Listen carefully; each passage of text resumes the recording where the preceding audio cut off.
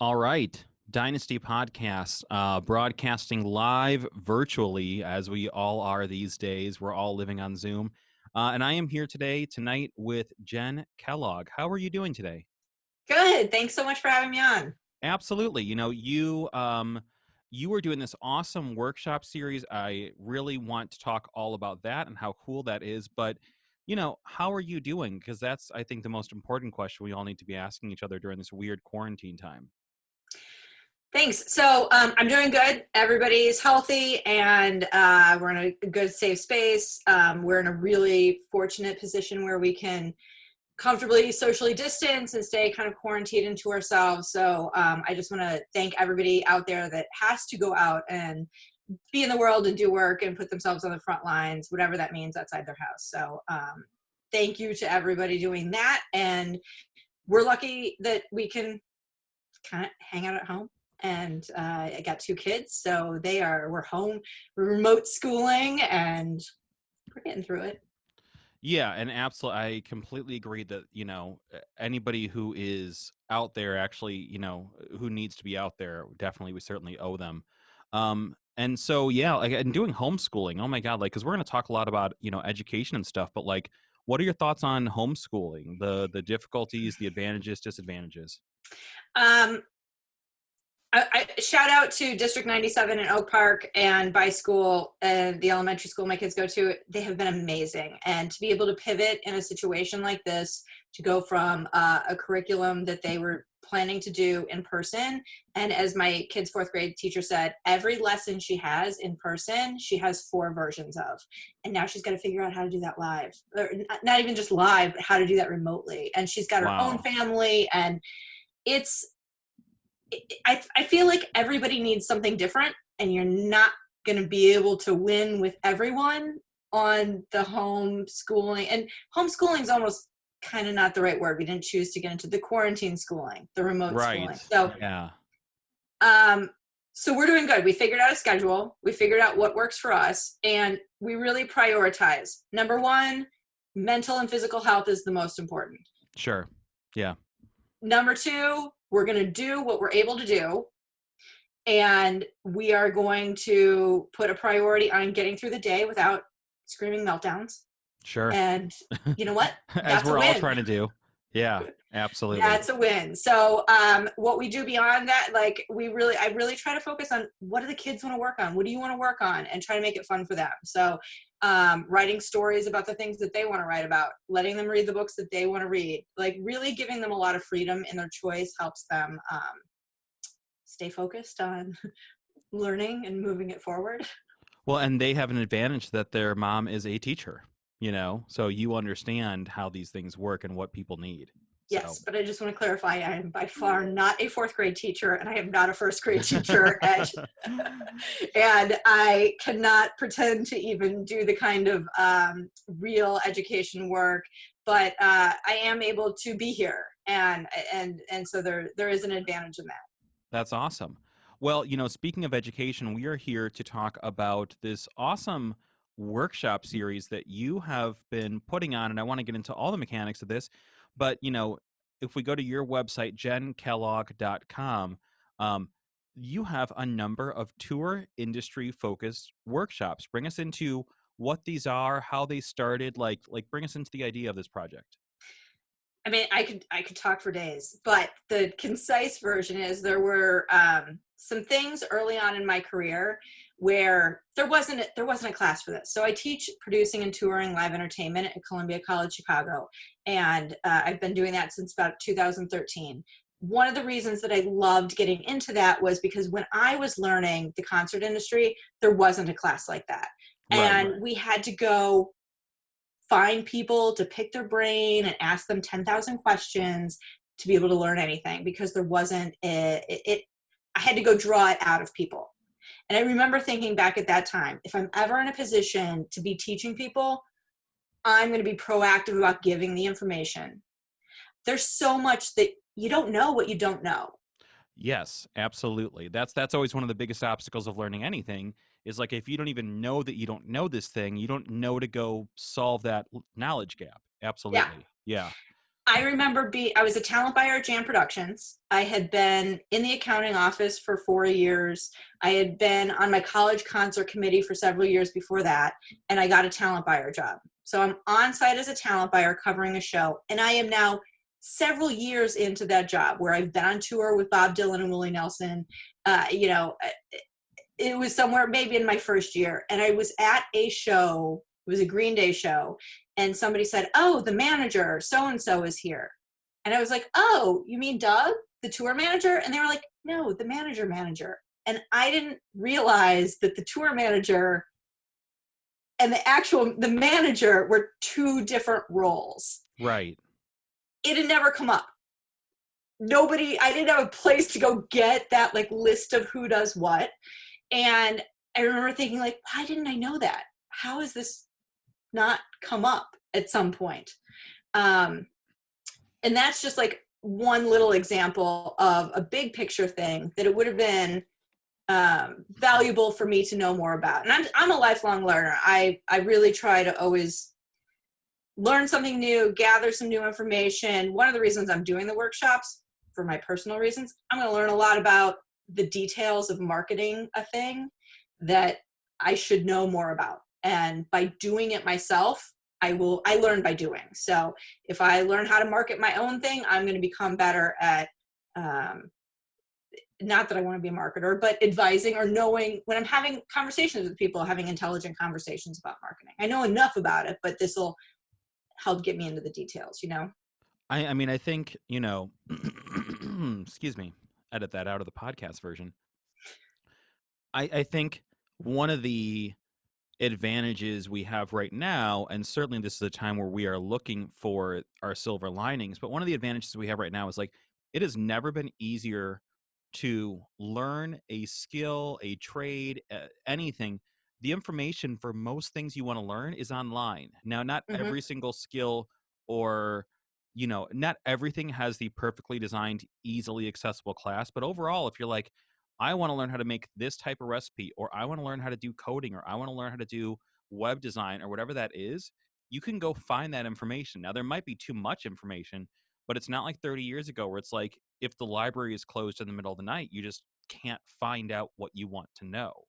So I think that's awesome that these resources exist, your workshops included. Thank you. So I think that, like I tell my students at Columbia, that piece of paper that you're earning when you go to classes, that's important. And in certain industries, that it's super important.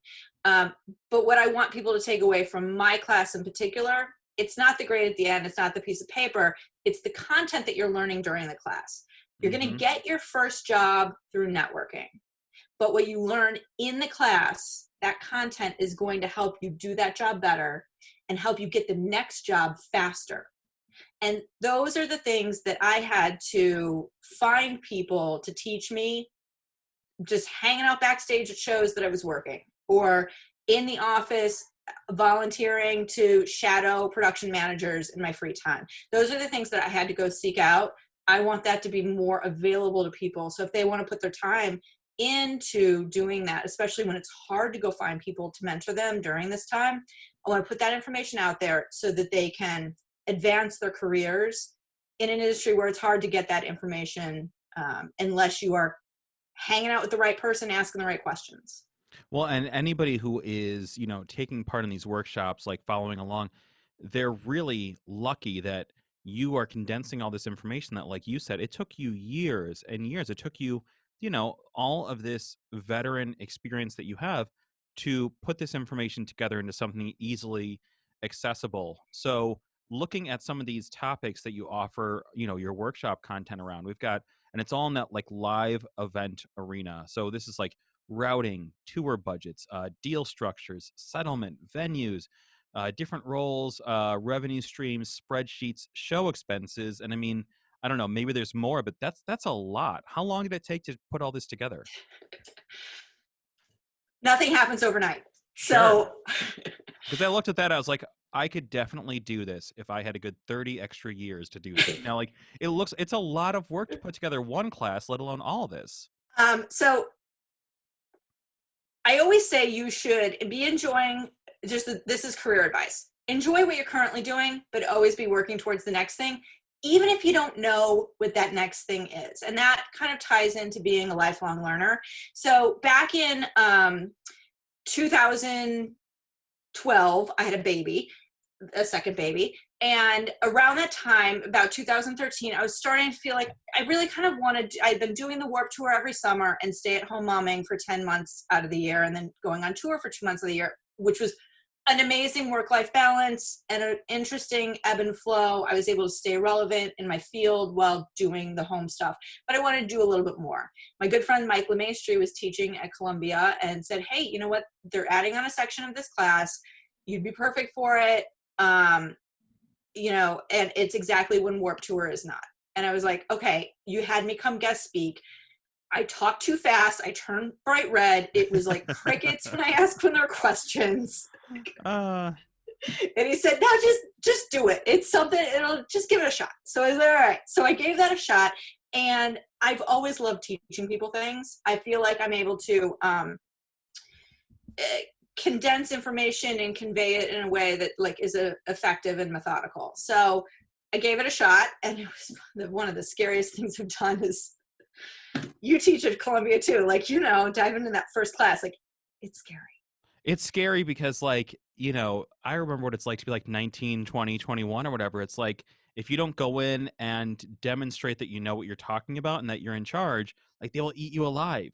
I mean, it's like that MCR song, like, teenagers are just vicious, you know? They sit So, there and stare at you, and you're like, yeah. okay, just can I have one person that will ask some questions? That is always the hardest thing, because I've had like one or two classes over the years where like I had one class, it was like a morning class, and if you're not a teacher, you won't really like recognize this, but like I had one class where the entire semester, I'm not kidding, I mean, you've probably had this, every single week, 15 weeks, not a single student talked ever about anything. 15 weeks, and I couldn't get anyone to say anything or ask any questions, and you're up there just dying, you know? Yeah. So yeah, it's rough. So I did that. And while I inherited some of the course material, I like to make anything that I work on, I have to make it my own to really be able to most effectively use whatever the material. Even if I get a spreadsheet in, I am going to redo that spreadsheet so that I understand it inside and out, and I can present it to whoever I'm presenting whatever to in the way that is what I want. So while I inherited the course material, I reworked it, made it my own, had to learn Prezi, the presentation software, and figure out how to tell the story of each of these topics. So I did that for the class. And then I thought, you know, I want to kind of expand my career a little bit. Maybe I could start a business teaching people how to settle shows. It's something that's really hard to learn out in the real world. You have to find a person that's willing to sit down and teach it to you. Our industry sometimes considers some of that information really proprietary. Like, if I teach you this, then you're going to try to steal my job. What I tell everybody is, if I'm teaching you this, we are not competing for the same jobs. Right. So I decided to start a company called Settlement School, which, don't go looking for it, not a thing. But that, in the process of doing that, I got connected kind of with Kevin Lyman, who I was already working for as the tour accountant on the Warped Tour. He's the producer for the Warped Tour, and he was also interested in the education space around the concert industry. So we started a company called the Entertainment Institute that over the course of the next couple of years, 2014, 2015, morphed into a whole bunch of different stuff. So worked on a lot of great stuff, learned about things I did not even plan on kind of learning about, a little bit about podcasts, a lot about education online, a lot about putting on a conference, because I ended up becoming a partner in a conference kind of through that. So all of this kind of happened, and we were really successful with hosting workshops on the Warped Tour where artists could put on a 40-minute workshop. It was basically an elevated VIP experience where people could buy a separate ticket, go backstage, and learn from one of their artists. And maybe they were learning how to play the drums. Maybe it was more of a conversation about getting bullied in high school. or whatever kind of resonated in what the artist wanted to talk about. So it was a way to connect the artists with their fans, and it was educationally related. Once the Warped Tour ended, and it did not make sense to try to do that somewhere else.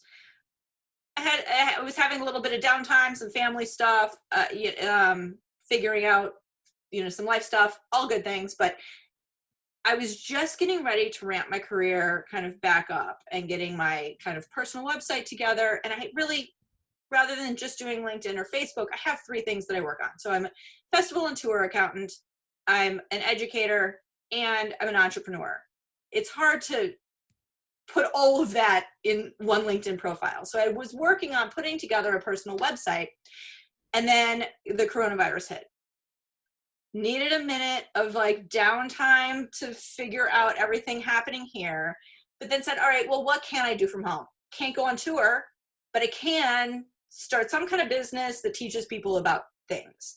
And everybody here has generally time and wants to better themselves. And, the biggest thing though is we ask kids, especially, what do you want to be when you grow up?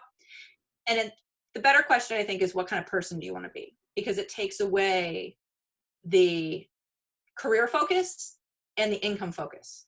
Sure. Yeah. And when you take away those 2 things and you just focus on what kind of person do you want to be? I want to be a person that gives back. I want to be a person that contributes to my community. I want to be a person that adds value to people's lives. And so when I was sitting at home going, well, I can't go out and get paid the big bucks that I do as a festival or tour accountant, because like that's where the real money is when we get down to it. I can't do that right now, and who knows when I'm going to be able to do that. But I got this idea to do another thing. So I'm going to put it out there first. You always want to bring value to somebody else's life, especially when like you're networking. You ask, what can I do for you, before you start asking, what can you do for me? Of course. Yeah. So I decided, you know what?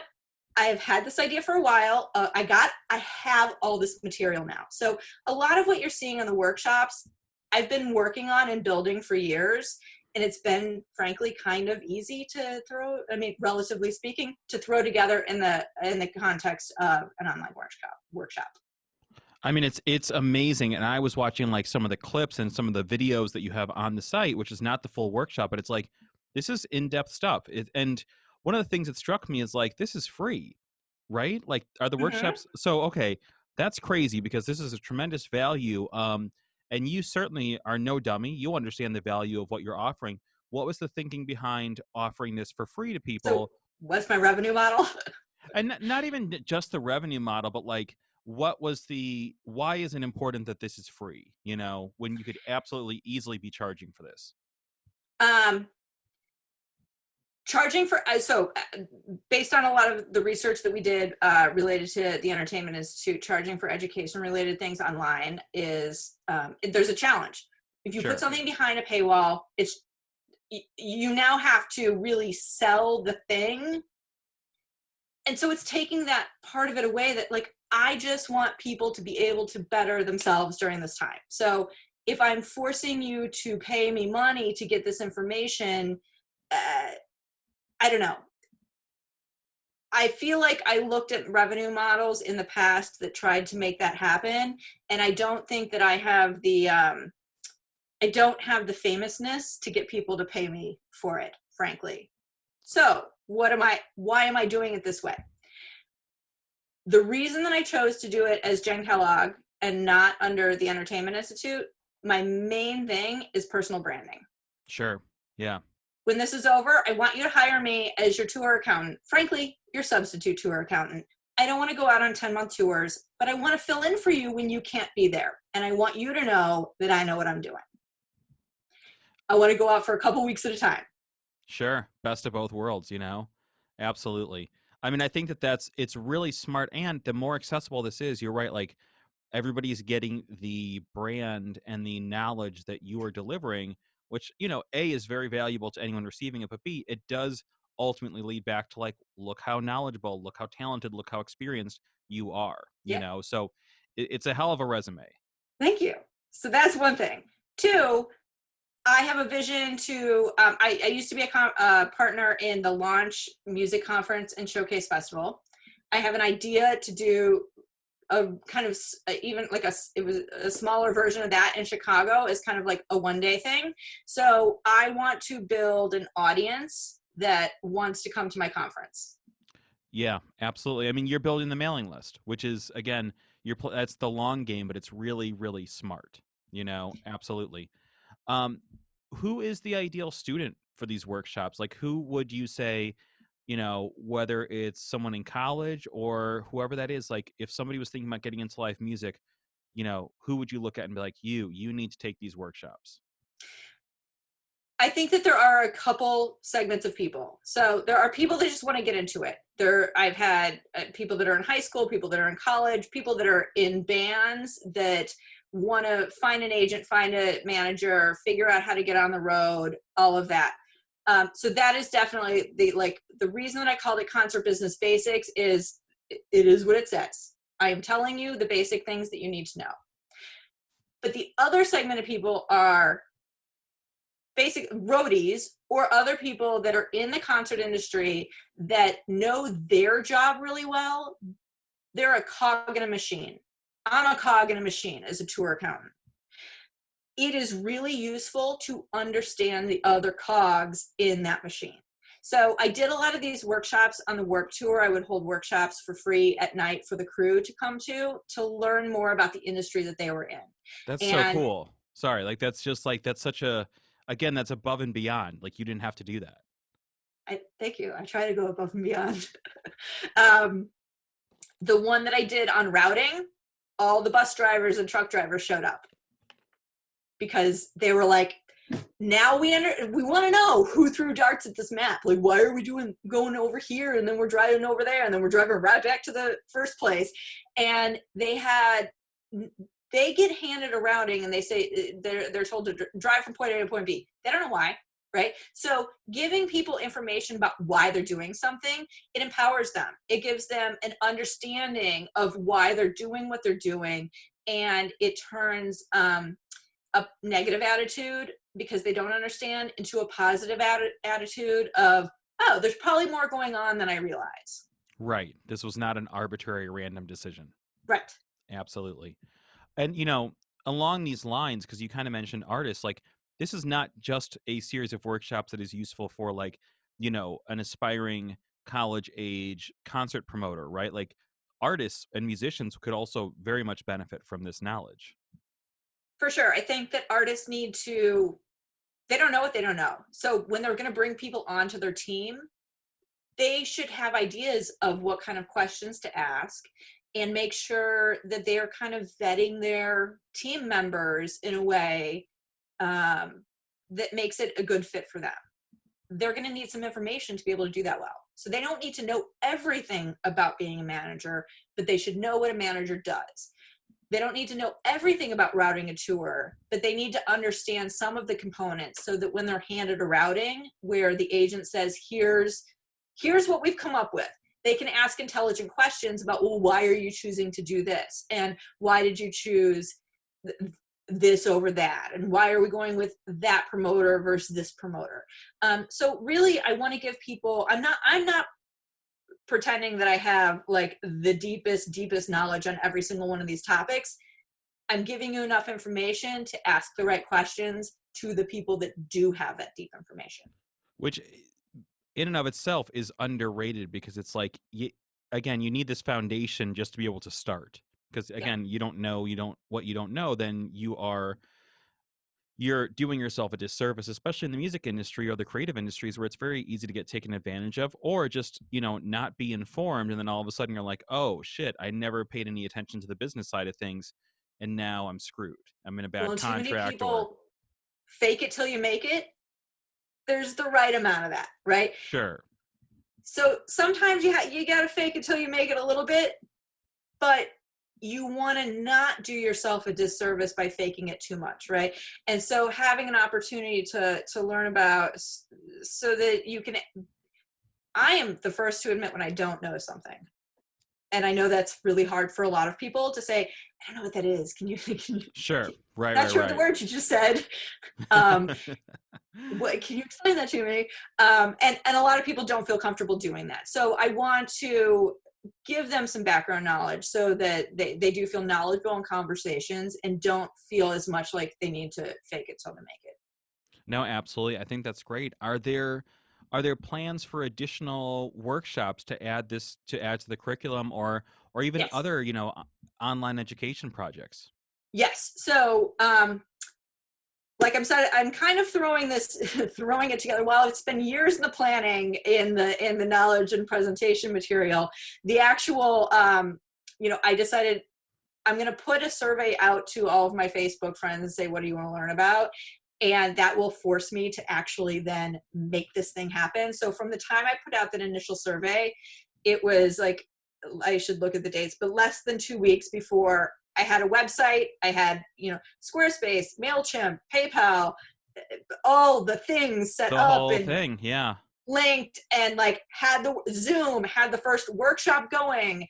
And so there was a quick turnaround on that. And so there is a little bit amount of throwing it together, and I'm trying to throw it together further into the future every day that goes by. But with kids and everything, that's challenging. So the topics that I've sort of thrown out there to begin with are the ones that I got the biggest response on, that people wanted to learn about. And I sort of envision this being, my very first workshop was how an idea becomes a tour. It's a overview of all of the steps along the process. So if you use that as like the top of a tree, we're going to then get into all of the things in those steps, some in more level of detail than others. But I'm trying to hit the ones that are, that I got the feedback on, that people want first. So there will for sure be more topics. They will generally relate to the concert business, but there's also lots of takeaways that you can put into any live event. The concert business is not that different than putting on a 5K race or some other, sort of live event. And I'm loosely going for its lecture style on Tuesdays and conversation about that lecture on Thursdays, but that's going to change a little bit. And I'm thinking of adding on like an office hours where I can have people that are more starting out in the industry and are looking for mentors come on and kind of ask questions and have some time with some industry professionals besides myself, kind of doing some mentoring. So I am looking at expanding it in different ways, and we'll kind of see where it goes.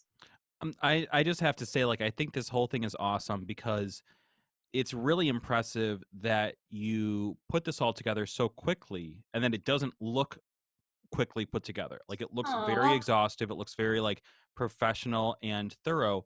But, you know, building an online business, building an online course, building an online curriculum of courses, it's like that's not easy. So I am very inspired by this. One of the things that I've been thinking about doing for forever is building my own freelancing course. And I'm suddenly like, I'm never going to have a freer summer where I have less FOMO in my life. So this is the summer where I'm sitting down with like Teachable and Thinkific and like plugging those in every day until I have a finished course. So I love that you have done this. Um, I want to talk a little bit about, live music. And that's a very big unanswerable field. So I know that we're not going to have like, I'm not going to be like, hey, what date do you have when everything picks up again? But just in general, like, what are your thoughts about kind of the near and far future of live music? And again, that's a big, hard, unanswerable question, but I would love to get your thoughts. So I know a couple things for facts. Great. One, I'm you, so happy to have facts right now. I don't know that you're gonna like the facts. Sure. One, humans will gather, people will get together. Sure. That will happen again in the future. Two, it's a fact. Nobody knows how or when. Yeah, absolutely. Yeah. So, I think that if you are in a position to put yourself in the driver's seat of an event, I think you need to decide to be extra responsible in how you put on that event. You have a responsibility if you are asking people to come gather and partake in something. If you are giving a space for people to come to, you need to be providing a safe space. The Event Safety Alliance has put together a guide to reopening that I think is a great resource for event producers to take a look at what are the best practices to reopen, because there's not a consistent we do, it's not going to be consistent, right? Sure. So We're seeing that all over the country with everything. right.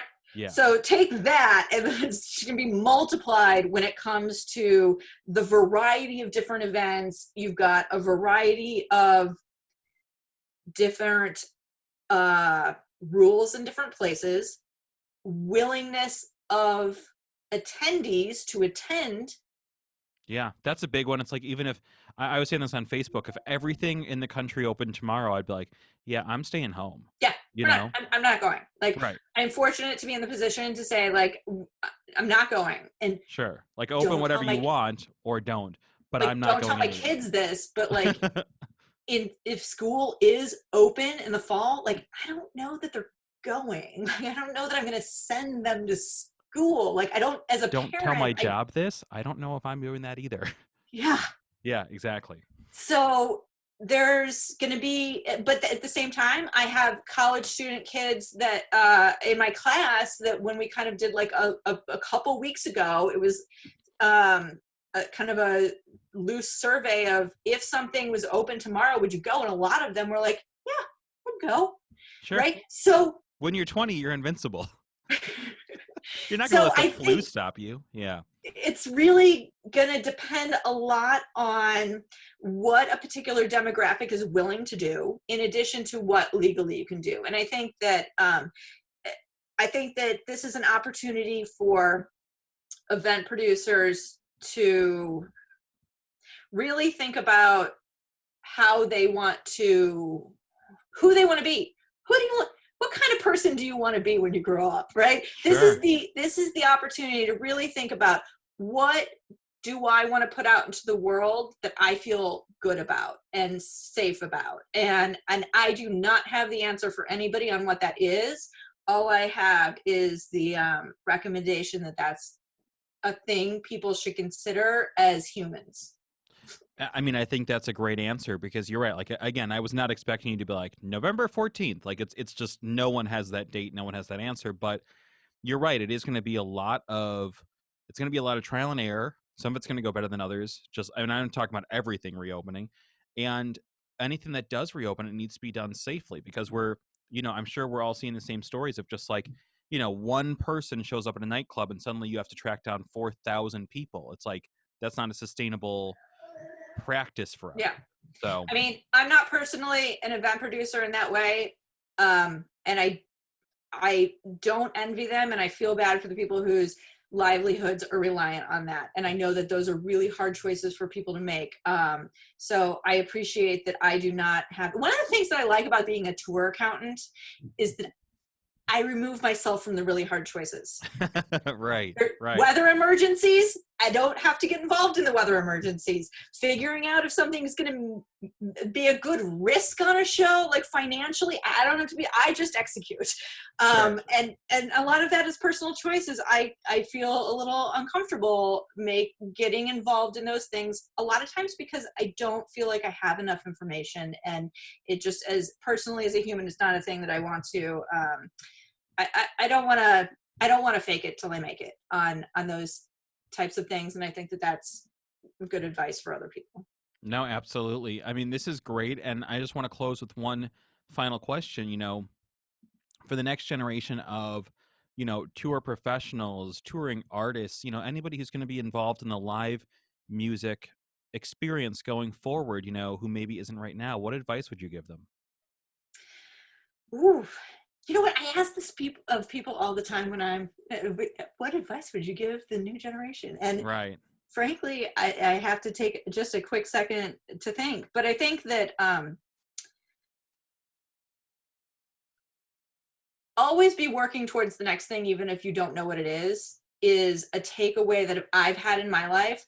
I thought that I was going to know what I wanted to do. And there were life things that popped up that really drastically changed my viewpoint.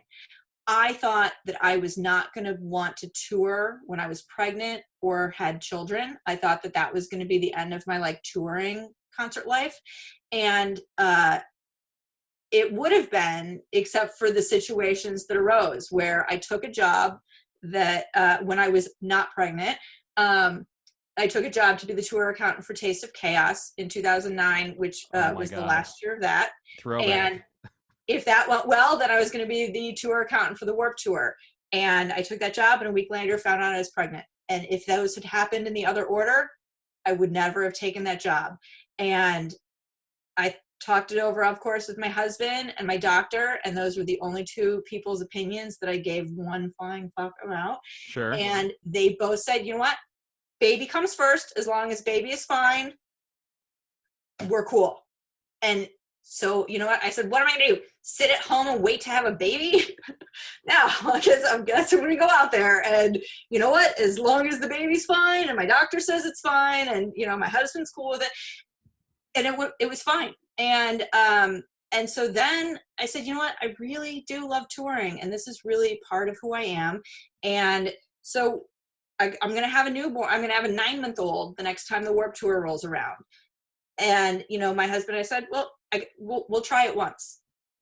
And we'll see how it goes. And if it works out well, then I'll keep doing it. And I always said, as long as it works for my family, I will keep doing it. And it did every single summer up until 2017 was the summer it stopped working for my family. But that doesn't mean it won't work again. And that whole experience really changed my perspective on what might happen in the future. I always thought I knew what I would want, and I knew where we're going to figure out a long term. Like, I'm a very methodical person. Let's have a plan. Let's work towards it. Like, you know, I am a much more roll with it and see where it goes. And that same thing applies to these workshops. I'm going to get it started. I'm going to roll with it. We're going to see where it goes. And maybe it leads to a conference. Maybe it leads to me getting a gig somewhere else. Maybe people just give me tips. I got a virtual tip jar. Maybe I get some brand sponsorships, which, you know, I'm already working on like some kind of exciting brand partnerships. With just getting kind of the message out and helping some brands provide some content. So I'm excited about how that's going. And I've got to give a biggest shout out to the Showmaker Symposium. My good friend Jim Digby started this as kind of a event professionals forum and possibly conference in the future. And I'm thrilled to be one of the content providers that he's got going on there. So, you know, you never know where stuff goes. So do stuff you love, learn as much as you can, make a good, be memorable in a good way. So be that person that shows up offering to help. That person's going to get remembered when jobs become available. Those are my pieces of advice to people starting out. So you might not know where it's going, but just get doing stuff, like do stuff, do stuff. I mean, I love it. I agree with everything you're saying. Co-sign on all of it. That is all tremendous advice. People can, you know, we're going to link, of course, the workshops with this podcast on the blog and everything else, the YouTube. But people can also find these workshops at jenkellogg.com, JENKELLOGG.com, right? Yes, one All N, right. 2 L's, 2 G's. Got And it. thank you so much for having me on. This has been such a pleasure. Absolutely. A, I'm very happy to talk to people right now. And B, you know, and it's just quick aside. I've had a lot of people reach out to me to be on the podcast lately, and I was like, oh, that's kind of cool. And then it hit me. I'm like, everyone's bored, lonely, and just dying to talk to anybody. I'm not special. But I You really, are. sure, but I definitely appreciate you taking the time today. This is very cool. I want to check out these workshops just because, hey, like, you know, I am trying to use this time to learn because, again, we're never going to have a year where we just kind of have more open free time than this. God, let's hope, you know? So thank you so much, Jen Kellogg, for taking the time. JenKellogg.com, awesome tour industry workshops. And, you know, keep me up to date with what happens with these. All right. Thank you, Jaime. All right. Take care. Bye. You too. Bye.